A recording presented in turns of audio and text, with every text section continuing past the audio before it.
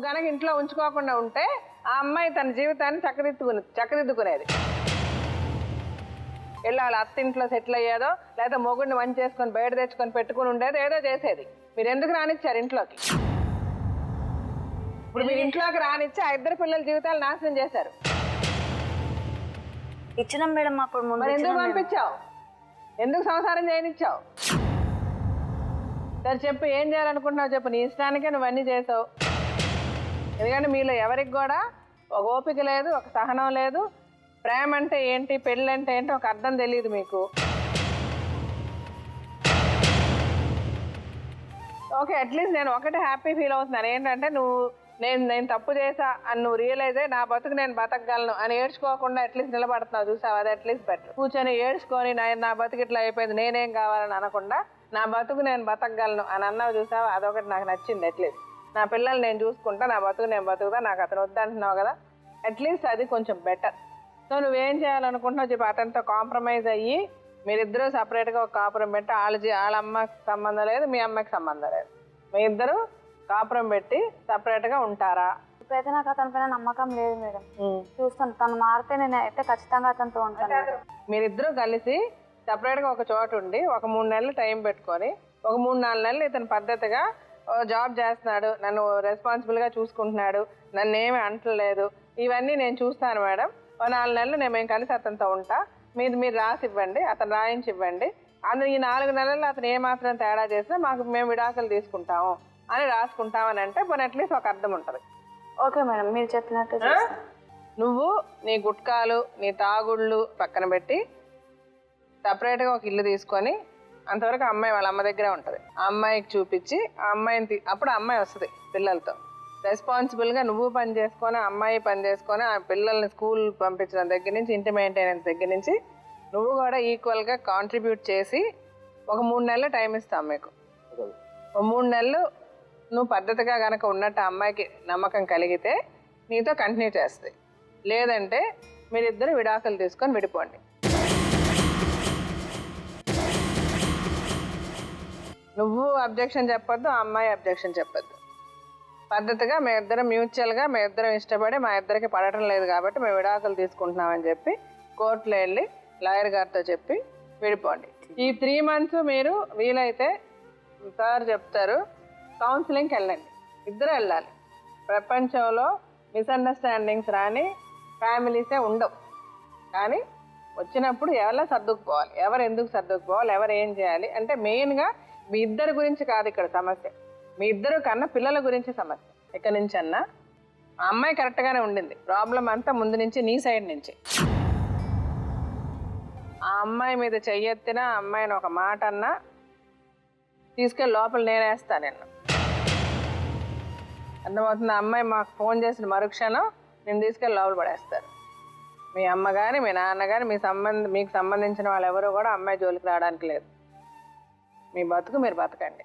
సరే, అతను ఏం చేస్తున్నాడు, అతనికి అప్పటికే పెళ్ళయింది అన్న సంగతి మీకు తెలుసు కదా? తర్వాత తెలిసింది మేడం, ఇది ఈ విషయం అయినాక. అబద్ధాలు చెప్పద్దు, మీకు అవద్దం చెప్పు అవసరం లేదు. మీకు ముందే తెలుసు అతనికి పెళ్ళయింది, ఫస్ట్ వైఫ్ ఎవరితోనే వెళ్ళిపోయింది అని చెప్పి ఈ అమ్మాయిని అడిగారు వాళ్ళు, ఇది నిజం. అంటే అతనికి ఏమైనా ఆస్తిపాస్తులు ఉన్నాయా? పొలం ఉంది, జాబ్ ఉంది, గవర్నమెంట్ జాబ్, వాళ్ళ నాన్న జాబ్ ఆయన చేస్తుంది మేడం. గవర్నమెంట్ జాబ్ వాళ్ళ నాన్న? గవర్నమెంట్ జాబ్ వాళ్ళ నాన్నది ఉంది. వాళ్ళ నాన్న ఇంటికాడ కాళ్ళు లేవు, ఆయన కుదిర రాస్తుంటే కాళ్ళు లేనందున ఈ జాబ్ కొడుకుకి ఇచ్చిర్రు. కొడుకు చేస్తుండని ఇంకా జాబ్ ఉంది, ఇల్లు ఉంది, అన్ని ఉన్నాయి, పొలం ఉంది, అన్ని మీరు కోసేసారు. ఇంకా అమ్మాయి బాగా చూసుకుంటాడు అనేసి చేసేసాను మేడం. సరే, మీరు ఇల్లు వాకిలి ఉంది, పొలం ఉంది, గవర్నమెంట్ జాబ్ ఉంది అని మీ అమ్మాయి గొంతు కోసారు. తర్వాత ఏమైంది? అక్కడికి వెళ్ళాం మేడం. పెళ్ళైన తర్వాత ఊర్లో నాన్నది నాగర్ కర్నూల్ తర్వాత అనంతసాగర్ మేడం, ఆ ఊర్లోకి వెళ్ళినాం. ఊర్లో ఉండే వాళ్ళము ఒక 3 months వరకు చాలా బాగానే చూసుకునేవాళ్ళు మేడం. ఇక తర్వాత కొద్దిగా వాళ్ళు ఏ పని చేసినా నువ్వు కరెక్ట్గా చేయట్లేదు, ఇండైరెక్ట్గా నా మీద పెట్టి ఇంకొన్ని తిట్టడం, ఇలా మాటికి ముందు ఏమన్నా అనడం. ఒకవేళ నాకు నిజంగా ఫీవర్ వస్తే కూడా వాళ్ళు నమ్మకపోయేది మేడం. కావాలని పని చేయకుండా ఉండడానికి నటిస్తున్నావా అని. మరదలు అంటే ఆడపడుచు, అత్తమ్మ, ఇలాగే అందరూ ఇండైరెక్ట్గా తిట్టడం, ఇలాగే టార్చర్. ఆయన ఏమనేవాడు కదా అప్పుడు? యాక్చువల్గా మా ఆయన అది ఊరు నుంచి వనపర్తి అని ఒక వన్ అవర్ జర్నీ మ్యామ్. అక్కడ జాబ్ చేస్తాడు. అది వీక్లీ 1 టైం రావడం. మొత్తం అక్కడనే ఒక రూమ్ ఉంది వనపర్తిలోనే, అక్కడనే ఉండేవాడు. వీక్లీ 1 టైం వచ్చేవాడు. అప్పుడు వచ్చినప్పుడు ఇది చెప్తే తను పట్టించుకోకపోయాడు మేడం. ఇంకా మా అత్తమ్మ కూడా వస్తుంటే ఇప్పుడు ఎందుకు వస్తున్నావు, మొన్ననే పెళ్ళయి ఇంత సెలవులు తీసుకున్నావు, ఇప్పుడు రావడం అవసరమా, ఎందుకు వస్తున్నావు నువ్వు అని తను వీక్లీ 1 వచ్చేది కూడా ఆపిచ్చేది మేడం. ఇప్పుడు ఎందుకులే అవి ఇవి అని చెప్తే ఇంట్లో వాళ్ళకి నేను కంప్లైంట్ చేసిన, రమేష్ అసలు రావటం లేదు, ఇలా జరిగింది అలా జరిగింది అని కంప్లైంట్ చేస్తే అప్పుడు మాట్లాడారు. అమ్మాయిని కూడా అక్కడికే పంపించేయండి, జాబ్ అక్కడ చేస్తుంది కదా తను, అమ్మాయిని కూడా అక్కడికే పంపించేయండి, అక్కడనే ఇద్దరు కలిసి ఉంటారు, బాగుంటుంది అని చెప్పారు మేడం. ఇంకా మేము కూడా వనపర్తికి వెళ్ళాం. అక్కడికి వెళ్ళినాక మా ఇద్దరి మధ్యలో సంబంధం సరిగ్గా లేదు మేడం. యాక్చువల్గా తనేమో వచ్చేవాడు నా దగ్గరికి, పూర్తిగా అసలు ఏం చేసేవాడు కాదు మేడం. మామూలుగా ఉండేది మొత్తం మేడం, అంతకుమించి ఏం చేయకపోయేది. ఆ నొప్పులు అయితే విపరీతం మేడం, భరించలేకపోయేదాన్ని. ఇంకో రోజు తను చేస్తానంటే కూడా నేను పారిపోయేంత భయపడిపోయాను మేడం. వనపర్తికి వచ్చి ఇలాగే టెన్షన్తో ఉన్నప్పుడే నాకు సడన్గా తనకు ముందు పెళ్ళైన విషయం తెలిసింది మేడం. అదే పనిగా ఒకసారి ఇలా ఇంటికి వచ్చాం. ఆ విషయంలోనే తను ఒకసారి తాగి ఉన్నాడు, తన నోటి నుంచి బయటకు వచ్చింది ఇలా ఉంది అంటే. ఇంక అప్పుడు నేను అమ్మ వాళ్ళతో మాట్లాడినప్పుడు అమ్మ వాళ్ళు నాతో చెప్పారు, నాకు ఈ విషయం ముందే తెలుసు, అది కాకపోతే అమ్మాయి క్యారెక్టర్ బాగాలేదంటే వెళ్ళిపోయింది, ఇందులో నీదేముంది, మంచిగానే ఉండొచ్చు కదా, తను వెళ్ళిపోయిన అమ్మాయి వెళ్ళిపోయింది, ఇప్పుడు నీ జీవితం మంచిగా ఉండాలి, అర్థం చేసుకొని ఉండు అని వాళ్ళు నాకు చెప్పారు మేడం. ఆ తర్వాతకు తను రమేష్ ఇది అర్థం చేసుకోకుండా అమ్మాయి నాతో ఉండట్లేదని మా ఇంట్లో వాళ్ళకి కంప్లైంట్ చేయించాను. ఎలా అంటే అమ్మాయి రావట్లేదు నా దగ్గరికి, ఉండట్లేదు, అమ్మాయి అసలు ఏమనుకుంటుందో ఏమో అని మా అత్తమ్మ నన్ను చాలా తిట్టేది. ఇలాగే మా మమ్మీ వాళ్ళకి చెప్తే వాళ్ళు కూడా అర్థం చేసుకోకుండా వాళ్ళు కూడా నన్ను చాలా కోప్పడి ఒకసారి చేయి చేసుకున్నారు కూడా మేము. ఇలాగే ఒకసారి నేను పండుగకు ఊరికి వెళ్ళాను. మా అమ్మమ్మ అడిగింది, అసలు నువ్వు ఎలా ఉంటున్నావు, కరెక్ట్ ఉంటున్నావా అని క్లియర్ కడితే ఇలా కాదు ఇలా ఉంటున్నాను మొత్తం నేను మా అమ్మమ్మకు డీటెయిల్గా చెప్పాను మేడం. ఇలా చేయట్లే ఇలా చేస్తుందంటే అలా ఇలా చేస్తారని మా అమ్మమ్మ అదే పండుగ అయిపోయాక తీసుకొని వచ్చి ఊర్లో గట్టిగా అడిగారు, నువ్వు అమ్మాయిని ఏం చేస్తున్నావు, ఇన్ని రోజులేమో అమ్మాయి నీతో ఉండట్లేదు అని చెప్పావు.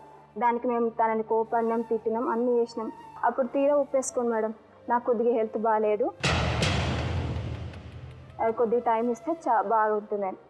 బాగుంటున్న తర్వాత సరేనని కొన్ని రోజులు అక్కడనే ఉన్నాను మేడం. అది ఉన్న తర్వాత సరేనని తన మందులు నా ముందటైతే ఏ మందులు వాడలే మేడం. కొన్ని రోజులైతే ఆటోమేటిక్గా అదే తక్కువైపోతుంది, మందులు వాడవసరం లేదు అలా ఇలా నాకు చెప్పుకుంటుంటే సరేనని కొన్ని రోజులు అక్కడనే ఉన్నాయి. అక్కడ ఉన్న టైంలోనే కాల్స్ వచ్చాయి మేడం. ఎలా అంటే మీ భర్త నీతో ఉండట్లేదు కదా, నీకేమి ఇబ్బంది లేకపోతే నేను వస్తాను, నీ భర్తలాగా చూస్తాను, మొత్తం ప్రేమ చూసుకుంటాను, నీతో నేను చేస్తాను. ఈయన ఇదే తిరుగుకం పెట్టిండు, ఇంకా అమ్మాయితో తిరగడమే ఉంటుంది. తప్పు చేసిన దాని అయితేనే ఇట్లా వచ్చినావు అని చెప్పేసి కొట్టిన మేడం ఆ పిల్లను. నేను ఓనింగా, నేను సచ్చినా బతికినా ఈయనతోటే ఉంటాను, నేను ఓనింగా. అమ్మాయి జోలికి వెళ్తావు కాబట్టి ఒప్పుకున్నావు. నన్ను చేసుకో లేకపోతే నేను ఇక్కడనే చచ్చిపోతాను ఆలోచన చేయకుండానే చేసిన మేడం. ఇక